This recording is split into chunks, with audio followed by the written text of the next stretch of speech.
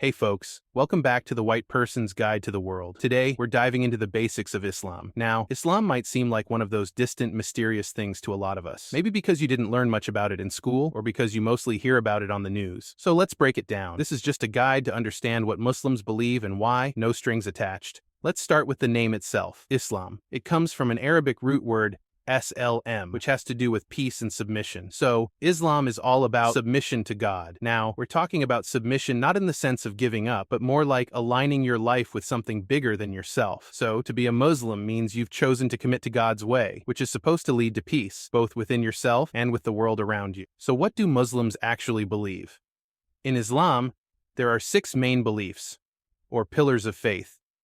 We'll go through each of these, but they all come back to the first one. So let's start there.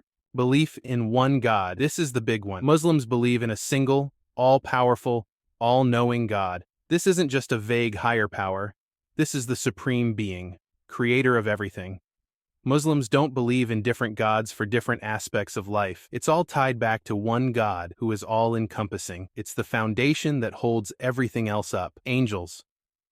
Now, angels are a big deal in Islam. Muslims believe they're spiritual beings that God created to carry out his work. So, while they might not look exactly like the Hallmark version of angels with wings and halos, they are God's messengers and agents. They don't make choices or have free will. They exist solely to carry out God's commands. You could say they're like cosmic postal workers, delivering messages and making sure things happen according to plan. Prophets. Here's another one we might find familiar. Prophets in Islam are chosen messengers from God, and Muslims believe there's a long line of them, including folks like Abraham, Moses, and Jesus. Yep, those same prophets from the Bible. But in Islam, Muhammad is considered the final prophet, kind of like the last chapter in the story. So, while Muslims respect all previous prophets, they believe Muhammad brought the complete and final guidance for humanity. Holy books. The big one here is the Qur'an, which Muslims see as the literal word of God as revealed to Muhammad. But they also respect other religious texts, like the Torah and the Gospel. The Qur'an is seen as the ultimate source of guidance, kind of like the complete set of instructions. So while they acknowledge other books as significant, the Qur'an is the one they follow directly. The last day, Judgment Day. Muslims believe that one day, the world as we know it will end, and everyone will be accountable for their actions. It's kind of like the ultimate report card, where everyone's deeds are on display. Good, bad, everything. It's not a day anyone's supposed to look forward to exactly, but it's a reminder to live a good life and make choices that align with their faith.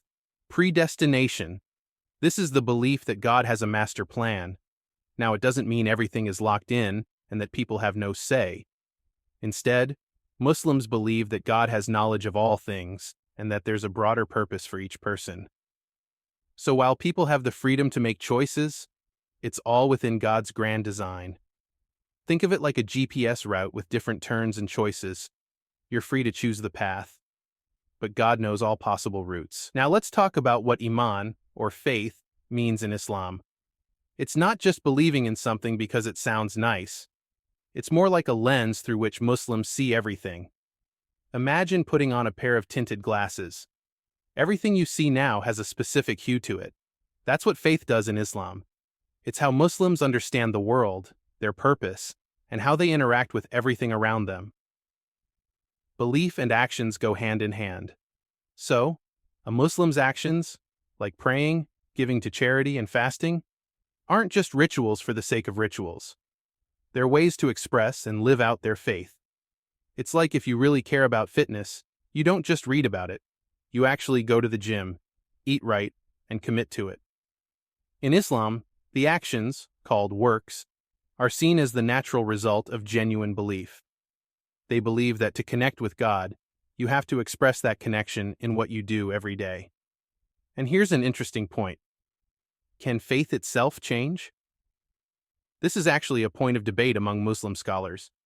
Some say once you have faith, you're fully in, like you've entered the club. Others believe that faith can grow deeper over time, a bit like a relationship that strengthens as you put effort into it. So, while they all agree on the basics, there are some different ideas about how faith plays out over a lifetime. Now, let's address a practical question. How do Muslims know about all these beliefs? Where's this coming from? Well, the Qur'an is the primary source. But over centuries, Muslim scholars have created simplified creeds or summaries to help Muslims remember the essentials, similar to the Christian Apostles' Creed. There are a few popular ones in the Islamic tradition, and while they might look a little different in wording, the core beliefs are the same across the board. Before we wrap up, let's circle back to something important. When we talk about Islam, or faith in general, it's easy to get lost in terminology or feel like it's some distant concept. But at its heart, Islam's beliefs are about creating a sense of purpose, connecting with something greater, and understanding the world through a spiritual perspective. Just like any faith or worldview, it's about finding meaning and building a life around it. So, whether you're religious, spiritual, or neither, there's value in understanding the core ideas of Islam, if only to appreciate the way nearly 2 billion people see the world. Alright, that's it for this one. I hope you learned something new today, and if you're as curious as I am, stick around. There's a whole world of beliefs and cultures to explore here on the White Person's Guide to the World. See you next time.